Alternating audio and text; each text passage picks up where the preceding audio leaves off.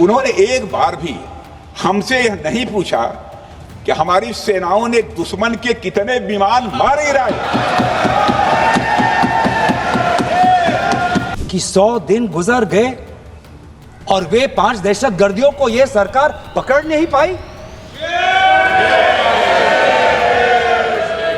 अंत में जाके जिम्मेवारी कौन लेता है?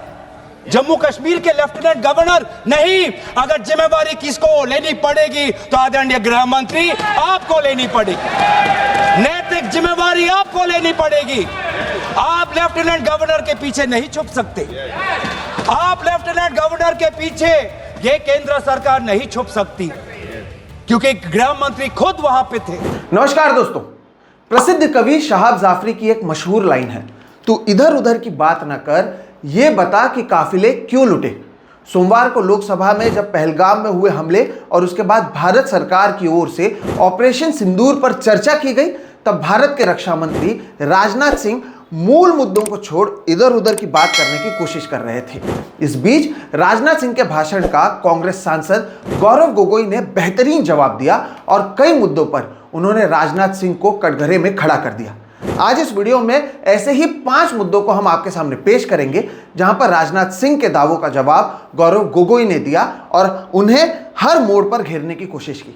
सबसे पहले रक्षा मंत्री ने ऑपरेशन सिंदूर के जरिए पाकिस्तान के सभी आतंकवादी ठिकानों को नेस्तनाबूद करने की बात कही। अध्यक्ष महोदय, हमारी सेनाओं द्वारा की गई वेल कोऑर्डिनेटेड स्ट्राइक्स ने 9 टेररिस्ट इंफ्रास्ट्रक्चर टारगेट्स को प्रिसीजन के साथ, सटीकता के साथ हिट किया और इस सैन्य कार्रवाई में एक अनुमान के अनुसार 100 से अधिक आतंकवादी, मैं बहुत संभल कर बोल रहा हूं अध्यक्ष महोदय, हमारी फिगर गलत ना होने पाए, फिगर इससे बहुत अधिक है। 100 से अधिक आतंकवादी, उनके ट्रेनर, उनके प्रशिक्षक, उनके हैंडलर लश्कर-ए तोयबा और हिजबुल मुजाहिदीन जैसे आतंकवादी संगठनों से संबंधित थे। ये वही आतंकी संगठन हैं जिन्होंने पाकिस्तान की सेना और आईएसआई का, जिन्हें खुला समर्थन प्राप्त है अध्यक्षों को। याद कीजिए दोस्तों, इसी तरह से साल 2016 में सर्जिकल स्ट्राइक कर पाकिस्तान में आतंकियों की कमर तोड़ने की बात हमारे देश के प्रधानमंत्री कर चुके हैं, लेकिन इसी तरह के हमले उरी से लेकर पुलवामा से लेकर पहलगाम तक लगातार जारी हैं और हमारे नेता बार बार आतंकियों की कमर तोड़ने की बात कर आप लोगों से वोट बटोर लेते हैं। इस मुद्दे पर बात करते हुए कांग्रेस सांसद गौरव गोगोई ने याद दिलाया कि 100 दिनों बाद भी पहलगाम के वो आतंकवादी नहीं मिल पाए हैं और इसके साथ ही आतंकवादियों की कमर को मोदी सरकार नहीं तोड़ पाई है। वे 26 लोग जो जिनके परिवारों में आज कोई गुजर गया, वे ये भी जानना चाहता है कि 100 दिन गुजर गए और वे 5 दहशतगर्दियों को यह सरकार पकड़ नहीं पाई।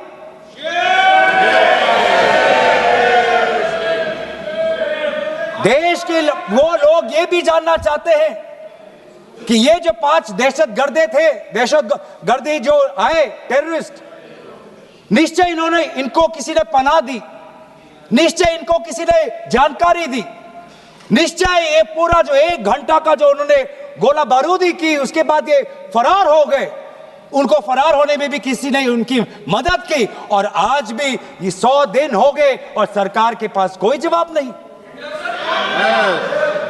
आज आपके पास ड्रोन है, आपके पास पेगासस है, आपके पास सैटेलाइट है, वहां पे सीआरपीएफ है, वहां पे बीएसएफ है, वहां पे सीआईएसएफ है, वहां पे आदरणीय गृह मंत्री कुछ दिन पहले ही गए थे पूरा रिव्यू लेने के लिए और आप किसी को पकड़ नहीं पाए। ये कैसी है, ये कैसा बंदोबस्त? आपने कहा कि आर्टिकल 370 के चले जाने के बाद जम्मू कश्मीर सेफ है, जम्मू कश्मीर में आइए, लोग आए, लोगों ने अपने आप को सुरक्षित महसूस किया, लेकिन बेसारन में देखा कि कितने वो निहत्थे थे, कितने वो असहाय थे कि लगभग 1 घंटा लगा एक एम्बुलेंस उनके पास पहुंचने के लिए। पुलिस पर अगर आर्मी भी आई तो चल के आई। और सर, मैं वो नजारा भूल नहीं सकता, एक मां और एक बेटी चल के नीचे आ रही थी, एक भारत के सिपाही को देखा और सिपाही को देखकर वो रो पड़े। खुशी से नहीं, डर से, क्योंकि उनको लगा कि वे दहशतगर्द जिन्होंने सिपाहियों का यूनिफॉर्म पहनकर वहां पर लोगों को मारा, आज वही दहशतगर्द आज पहाड़ के नीचे उनका इंतजार कर। उस भारत के सिपाही को कहना पड़ा कि मैं भारतीय हूं, तुम डरो मत, मैं भारतीय हूं, तुम सेफ हो, सुरक्षित हो। ऐसा दहशत उन्होंने महसूस किया। इस दहशत के ऊपर, इस डर के ऊपर आदरणीय राजनाथ सिंह एक शब्द तो कहते, आप एक शब्द तो कहते। ये आपकी भी जिम्मेवारी है राजनाथ जी, ये आपकी भी जिम्मेवारी है, रक्षा मंत्रालय का भी जिम्मेवारी है। बार बार हम ये देख रहे हैं सर कि आदरणीय गृह मंत्री जाते हैं, कहते हैं कि बहुत अच्छा बंदोबस्त हो गया है, टेररिज्म के हमने उनकी रीढ़ की हड्डी तोड़ दी। तब भी उरी होता है, तब भी बालाकोट, तब भी पुलवामा होता है, तब भी पहलगाम होता है। अंत में जाके जिम्मेवारी कौन लेता है? जम्मू कश्मीर के लेफ्टिनेंट गवर्नर नहीं। अगर जिम्मेवारी किसको लेनी पड़ेगी तो आदरणीय गृह मंत्री आपको लेनी पड़ेगी, नैतिक जिम्मेवारी आपको लेनी पड़ेगी। आप लेफ्टिनेंट गवर्नर के पीछे नहीं छुप सकते, आप लेफ्टिनेंट गवर्नर के पीछे ये केंद्र सरकार नहीं छुप सकती, क्योंकि गृह मंत्री खुद वहां पे थे कुछ ही हफ्ते पहले, खुद उन्होंने सिक्योरिटी का रिव्यू लिया कि आपके पास जानकारी नहीं थी। सोमवार को अपने भाषण में रक्षा मंत्री राजनाथ सिंह ने बताया कि भारत की ओर से ऑपरेशन सिंदूर लॉन्च करने के बाद पाकिस्तान की ओर से जवाबी हमला तो हुआ, लेकिन भारत के किसी भी इंपॉर्टेंट एसेट को कोई नुकसान नहीं होने की बात रक्षा मंत्री ने की। अपने भाषण में राजनाथ सिंह आगे जाकर फाइटर जेट्स खोने का जिक्र करते हुए विपक्ष को घेरने की कोशिश भी करते हैं। सुनिए। पाकिस्तान हमारे किसी भी टारगेट को हिट नहीं कर पाया अध्यक्ष महोदय, और हमारे किसी भी इंपॉर्टेंट एसेट को नुकसान नहीं हुआ है। कभी कभी हमारे प्रतिपक्ष के लोग ये पूछते रहे हैं कि हमारे कितने विमान गिरे। मुझे लगता है उनका यह प्रश्न हमारी राष्ट्रीय जनभावनाओं का सही से प्रतिनिधित्व नहीं कर रहा है। मुझे लगता है उन्होंने एक बार भी हमसे यह नहीं पूछा कि हमारी सेनाओं ने दुश्मन के कितने विमान मार गिराए।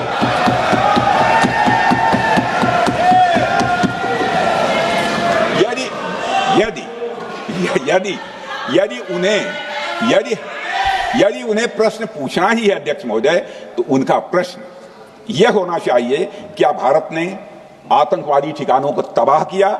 तो उसका उत्तर है हाँ,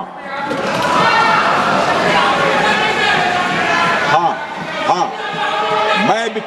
मैं विपक्ष के सम्मानित साथियों से कहना चाहता हूं कि आपको प्रश्न पूछना है तो यह प्रश्न पूछिए, क्या ऑपरेशन सिंदूर सफल रहा?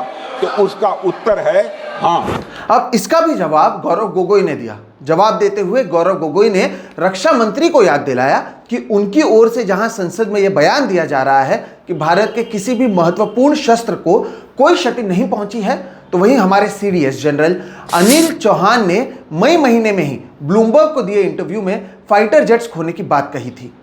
कुछ बातों का उजागर किया, कुछ किताबों का भी उजागर किया। ये नई प्रक्रिया है सर, हर चर्चा में आदरणीय भाजपा के नेता एक किताब उठा लेते हैं, जानकारी दे रहे थे। हमें नहीं सर, ब्लूमबर्ग को क्या जानकारी दिया,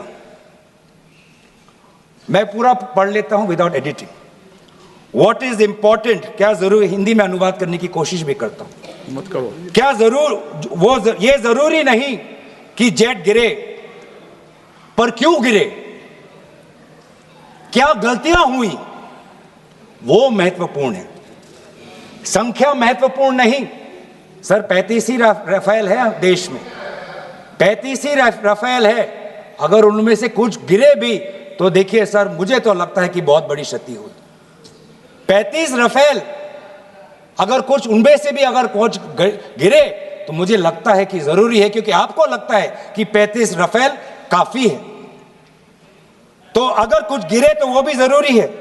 और उन्होंने उसके बाद ये कहा कि ये बात अच्छी है कि हमने अपनी गलतियों को समझा, उसको सुधरा, और 2 दिन बाद हमने अपने जेट को उड़ाए और दूर से हमने आक्रमण किया। सर ये मैं थोड़ी जानकारी चाहूंगा। हमारे पास जो हमें ये संदेश मिलता है कि दुनिया के सबसे बढ़िया और बेहतरीन लड़ाकू जहाज हमारे पास है, सबसे बेहतरीन पायलट हमारे पास है, तो सीडीएस को ऐसा क्या कहना पड़ा, ऐसा क्या परिस्थितियां हैं कि हमारे पायलट हमारे लड़ाकू जहाज क्लोज रेंज में नहीं जा सकते, उनको दूर से ही फायर करना पड़ता? ये क्या है? ये क्या पाबंदी है? ऐसी ये क्या पाबंदी है कि सीडीएस को ये कह रहे हैं कि हमारे लड़ाकू जहाज ने पहले दिन गलतियां की, गलतियां हमने सुधारी और दूर से हमने आक्रमण किया? क्या हम पास से नहीं कर सकते? ये जानकारी हमें दे। हम ये जानना चाहते हैं कि लेफ्टिनेंट जनरल राहुल हर सिंह ने सदन के अंदर नहीं, सांसदों को नहीं, राजनीतिक दलों के फ्लो लीडर्स को नहीं, फिक्की में जाके कहा, क्या कहा उसका भी मैं हिंदी में अनुवाद करता हूं कि पाकिस्तान तो सिर्फ फ्रंट पे था और पाकिस्तान के पीछे चाइना उनके पूरी तरीके से समर्थन कर रहा है। ऐसी कोई आश्चर्य की बात नहीं होनी चाहिए, क्योंकि पिछले 5 वर्षों में लगभग 80% मिलिट्री हार्डवेयर पाकिस्तान को सिर्फ पूरा चाइना से मिल रहा है। तो सर मैं आज पूछना चाहूंगा आदरणीय राजनाथ सिंह जी से, जो सरकार चीन को लाल आंख दिखाने की बात करती है, एक बार भी आपने चीन का उजागर अपने भाषण में क्यों नहीं किया? आर्मी कर रही है, आर्मी के कह रही है, आर्मी कहती है कि आज कि सिर्फ चीन और पाकिस्तान का ये 2 फ्रंट नहीं, अब 3 फ्रंट का भी हो सकता है, कन्वर्जेंस हो सकता है चीन, पाकिस्तान और बांग्लादेश को लेकर। लेकिन मैं सरकार को याद दिलाना चाहूंगा कि ये जो 2 फ्रंट की जो बात थी, इस बात की शुरुआत किसने की थी? इस बात की चेतावनी किसने दी थी? इस बात की चेतावनी इसी सदन में हमारे दल के नेता राहुल गांधी जी ने दी थी। और यही हम जानना चाहते हैं, यही हम जानना चाहते हैं कि आज जो युद्ध हुआ, इसमें पाकिस्तान को चीन से कितना समर्थन मिल रहा है? हम सेना से नहीं, आज हम आदरणीय राजनाथ सिंह जी से और प्रधानमंत्री मोदी जी से जानना चाहते हैं।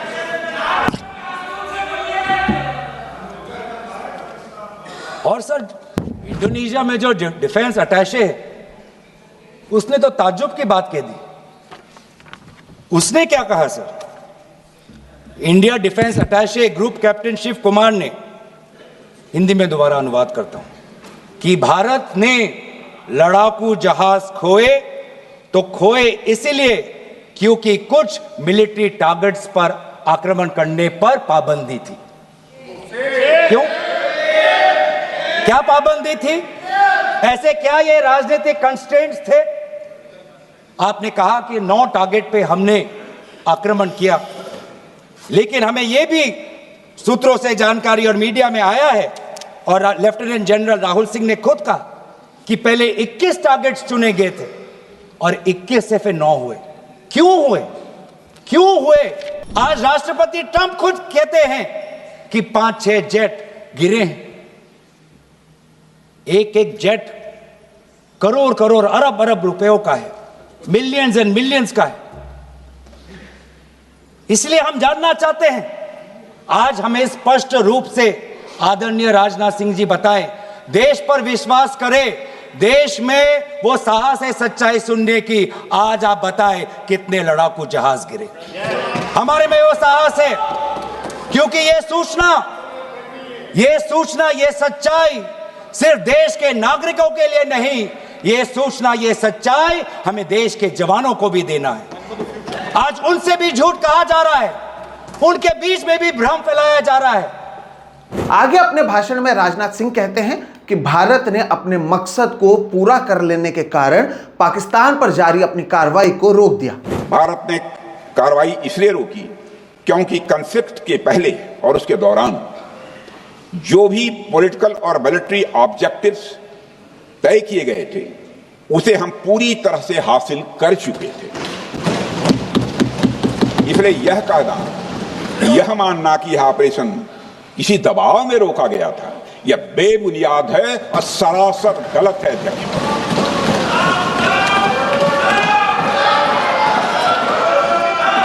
आपने सुना कि कैसे रक्षा मंत्री कहते हैं अपने भाषण में कि वो किसी के भी दबाव में कार्रवाई को उन्होंने नहीं रोका।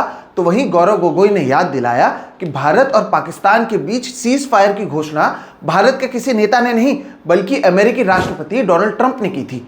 इतना ही नहीं, डोनाल्ड ट्रंप ने अब तक 25 बार यह दोहराया है कि उन्होंने भारत और पाकिस्तान को व्यापार का लालच देकर दोनों देशों के बीच के युद्ध को खत्म कर दिया। आज मैं ये जानना चाहता हूं कि पिछले 20 वर्ष में सबसे घातक आक्रमण हमारे महिलाओं पर हुआ, हमारे बच्चों पर हुआ, भारत के आत्मा पर हुई। हमने सब ने वो दहशत को अनुभव किया, हम सब एकजुट हुए, हमने पूरी तरीके से समर्थन प्रधानमंत्री मोदी जी को दी कि अब जाइए। और ऐसा एक माहौल बन चुका था कि देश किसी भी कीमत चुकाने के लिए तैयार था। पूरा देश प्रधानमंत्री मोदी जी के साथ था, विपक्ष प्रधानमंत्री मोदी जी के साथ था। और अचानक 10 मई के दिन पे हमारे राष्ट्रदूत कहते हैं कि हम पाकिस्तान पर हमला करेंगे, और शाम के 10 मई को सूचना आती है कि पाकिस्तान के साथ अब युद्ध पर हम परिणाम दे रहे हैं, सीज फायर हो गया। क्यों हुआ? हम आदरणीय प्रधानमंत्री मोदी जी से जानना चाहते थे, अगर पाकिस्तान वाकई में अपने घुटने टिकने के लिए तैयार था तो आपने क्यों रुका? आप क्यों रुके और किसके सामने आप झुके? किसके सामने आपने सरेंडर किया? किसके सामने आपने सरेंडर किया? वो अमेरिका के राष्ट्रपति जो 26 बार आज कह चुके हैं कि व्यापार को लेकर उन्होंने भारत और पाकिस्तान को सतर्क किया और दोनों को मजबूर किया कि वो इस जंग को छोड़े। रक्षा मंत्री राजनाथ सिंह आगे अपने भाषण में प्रधानमंत्री मोदी के उसी भाषण को दोहराते हैं कि हमने ऑपरेशन सिंदूर को खत्म नहीं किया है, और अगर भविष्य में कोई कार्रवाई पाकिस्तान की ओर से की जाएगी तो इसका जवाब भारत की ओर से दिया जाएगा। 10 मई की सुबह सुबह जब भारतीय वायुसेना ने पाकिस्तान की मल्टीपल एयरफील्ड्स पर करारा प्रहार किया तो पाकिस्तान ने हार मान ली और हॉस्टिलिटी रोकने की उन्होंने पेशकश की। यह पेशकश इस कैबिनेट के साथ स्वीकार की गई हम लोगों के द्वारा कि यह ऑपरेशन केवल पाज किया गया है, स्थगित किया गया है। यह ऑपरेशन समाप्त नहीं हुआ है अध्यक्ष महोदय। अगर पाकिस्तान की ओर से भविष्य में कोई भी मिस एडवेंचर हुआ तो यह ऑपरेशन, अध्यक्ष महोदय, मैं सदन को आश्वस्त करना चाहता हूं, दोबारा प्रारंभ हो।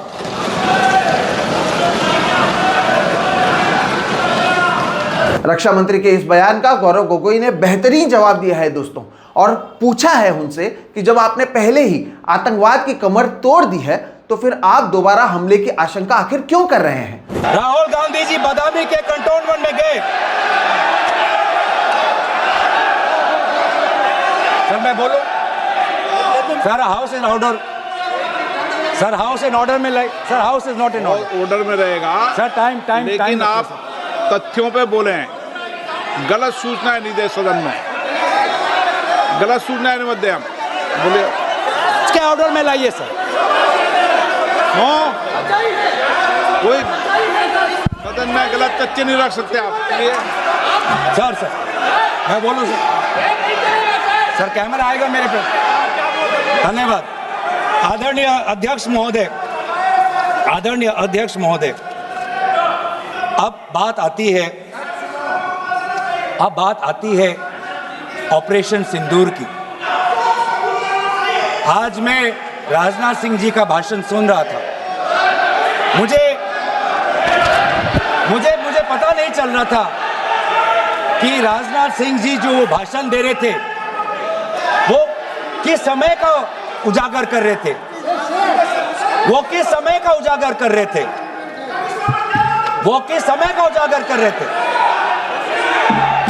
क्या वो 2016 के बाद क्या उन्होंने ये नहीं कहा कि हम घुस के मारेंगे और पाकिस्तान को आज वो उनका जो भी टेररिस्ट इंफ्रास्ट्रक्चर है उसको खत्म कर देंगे? वही बातें तब की, वही बातें पुलवामा की बात की, कि पुलवामा के बाद आज हमने हमारे लड़ाकू जहाज अब गए हैं, अब पाकिस्तान अब कभी भी भारत पर उंगली नहीं दिखा सकता। और उसके बाद आज दोबारा वही बातें कर रहे हैं, आज दोबारा वही बातें कर रहे हैं कि हम घुस के मारे, हमने ये किया, फलाना किया। और ये अब भी कह रहे हैं कि ऑपरेशन सिंदूर कंप्लीट नहीं हुआ, अधूरा है, क्योंकि कल को जाके दोबारा पाकिस्तान कर सकता है। ये खुद कह रहे हैं, ये खुद कह रहे हैं, ये खुद कह रहे हैं कि इसके पश्चात भी पाकिस्तान कल को जाके कर सकता है। तो ये कैसा, ये जो सफल कैसे हुआ, फिर क्या सफल हुआ? आज ये खुद कह रहे हैं कि हमारा मकसद युद्ध का नहीं था। हम पूछना चाहते क्यों नहीं था, होना चाहिए था। आज उन्होंने खुद कहा कि हमारा मकसद जमीन लेने का नहीं था। क्यों नहीं था? पाकिस्तान ऑक्यूपाइड कश्मीर अगर आज नहीं लेंगे तो कब लेंगे? ये उन्होंने खुद कहा, इन्होंने खुद कहा कि हमारा मकसद था टेररिस्ट के इंफ्रास्ट्रक्चर पर आक्रमण करना। तो क्या हमने उरी के समय नहीं किया? क्या हमने पुलवामा के समय नहीं किया? लेकिन उसके पश्चात भी पाकिस्तान का इतना साहस कि आज उन्होंने पहलगाम में जो पिछले 20 वर्षों में हमारे भारतीय नागरिकों पर सबसे दर्दनाक अगर हमला हुआ है तो आपके समय पे हुआ है। आपके समय में उरी हुआ, आपके समय में पुलवामा हुआ और आपके समय में आज पहलगाम हो रहा है। दोस्तों, आगे अपने भाषण में राजनाथ सिंह कहते हैं कि टेररिज्म और टॉक्स एक साथ नहीं चल सकते और इसलिए भारत सरकार पाकिस्तान से बातचीत नहीं कर रही है। जबकि गौरव गोगोई ने याद दिलाया कि कैसे पाकिस्तान को दुनिया भर से फंडिंग मिली है और अब भी भारत के पक्ष में एक देश खड़ा नहीं है। अब हमारे प्रधानमंत्री श्री नरेंद्र मोदी जी और हमारी सरकार का स्टैंड बिल्कुल क्लियर है कि टेररिज्म और टॉक्स ये दोनों साथ नहीं चलते, क्योंकि सभ्य मुल्कों के बीच बातचीत होती है अध्यक्ष महोदय, लोकतांत्रिक देशों में बातचीत होती है, पर एक ऐसा देश जिसके वजूद में लोकतंत्र का एक कतरा भी न हो और सिर्फ रिलीजियस फैनेटिसिज्म, टेररिज्म और हेट्रेड अगेंस्ट इंडिया हो, उसके साथ संवाद किसी भी सूरत में नहीं किया जा सकता। और सर, बात में आती है विदेश नीति की। किस मुंह से हम कहें कि विदेश नीति आज सफल हुआ है? किस मुंह से कहें? ये आदरणीय राजनाथ सिंह जी, शंगीला में जो डायलॉग हुआ, उस डायलॉग में जो ड्राफ्ट जो आया, जिसको भारत सरकार ने नकारा, वो ड्राफ्ट बनाने में हमारे ही कुछ सहयोगी देश थे, जिनका नाम मैं नहीं लेना चाहूंगा। लेकिन ऐसे देश जिसको हम परंपरागत दोस्त हम मानते हैं, ट्रेडिशनल एलाइज मानते हैं, आज उन्होंने भी इंडिया और पाकिस्तान को हाइफिनेट कर दिया। और आप ये शब्दों के खेल से आप खुश हो कि ब्राजील के डॉक्यूमेंट में पाकिस्तान, ये जम्मू कश्मीर का, पाकिस्तान का भी नहीं, ब्राजील के डॉक्यूमेंट में सिर्फ जम्मू कश्मीर में जो दहशतगर्दी हुई उसी की निंदा हुई, पाकिस्तान की निंदा नहीं हुई। पर आप उससे खुश हो? अगर आप उससे खुश हो तो मैं जानना चाहूंगा, जो $1 बिलियन का आर्थिक सहायता IMF ने दिया पाकिस्तान को, उस पर आपको क्या कहना है? हम जानना चाहेंगे जो ADB, एशियन डेवलपमेंट बैंक से 800 मिलियन का आर्थिक सहायता जो मिलेगा पाकिस्तान को, आज भारत उस पर क्या रवैया है? वर्ल्ड बैंक का जो $40 मिलियन आ रहा है, और ये पैसा किसको जाएगा सर? पाकिस्तान की नेतृत्व उनकी जनता या उनकी चुनी हुई सरकार नहीं, पाकिस्तान की सरकार का जो रिमोट कंट्रोल है वो पाकिस्तान की सेना के पास है। तो ये सारा पैसा वहीं जाएगा जहां पर हमने मिसाइल गिराई। तो क्या इतना भी हम नहीं कर पाए? क्या इतना भी ताकत नहीं? क्या इतना भी विश्व गुरु में लोगों का विश्वास नहीं, देश अंतर्राष्ट्रीय नेताओं का विश्वास नहीं कि IMF का एड ना जाए पाकिस्तान के पास? वर्ल्ड बैंक का एड ना जाए पाकिस्तान के पास, एडीबी का एड ना जाए पाकिस्तान के पास।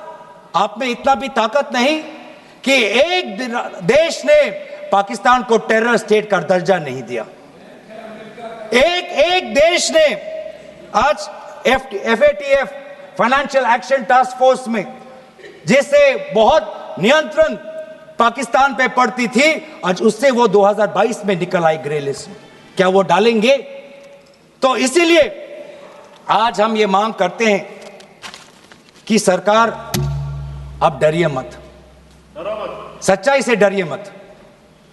उस दिन भी देश सरकार के साथ दहशतगर्दी के खिलाफ खड़ा था, विपक्षी दल सरकार के साथ खड़े हैं, और आज भी दहशतगर्दी के खिलाफ सच्चाई के पक्ष में देश और विपक्ष आज सरकार के साथ। दोस्तों, ये थे वो 5 मुद्दे जहां पर हर मोड़ पर गौरव गोगोई ने बेहतरीन तर्क देकर राजनाथ सिंह को कटघरे में खड़ा कर दिया। एक तरीके से गौरव गोगोई ने बताया कि अगर विपक्ष अपनी जिम्मेदारी को सही से समझे और तर्क के साथ अपनी बातों को वो रखे, तो संसद में सरकार के सभी एजेंडे का वो जवाब दे सकते हैं। हम उम्मीद करते हैं कि गौरव गोगोई की ओर से जितने सारे सवाल अब उठाए गए हैं, ये केवल उनके नहीं, देश भर के सवाल हैं, और हम उम्मीद करते हैं कि प्रधानमंत्री नरेंद्र मोदी खुद इन सवालों के जवाब देंगे, क्योंकि उनकी ओर से भले ही कितने भी ढिंडोरे क्यों ना पीटे जाए, उनकी ओर से तमाम जगहों पर जाकर दर्शकों वो क्यों ना कहें कि ऑपरेशन सिंदूर एक सक्सेस है, पहलगाम और ऑपरेशन सिंदूर को लेकर अब भी कई सवाल मौजूद हैं जिसका जवाब शायद सरकार के पास नहीं है, या वो जवाब आप जनता को देना नहीं चाहते। गौरव गोगोई ने इन्हीं मुद्दों को हम सभी के सामने लाने की कोशिश की है।